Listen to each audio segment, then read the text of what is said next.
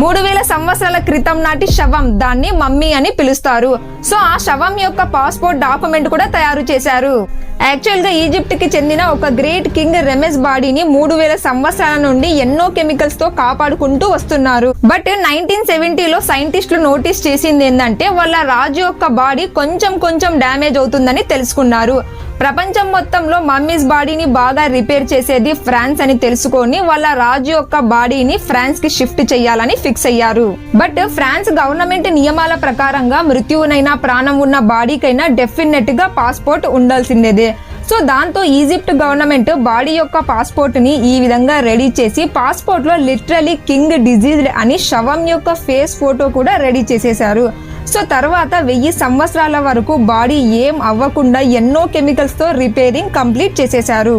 So return mummy బాడీని Egypt యొక్క the royal mummy హాల్లో సేఫ్ గా పెట్టేశారు.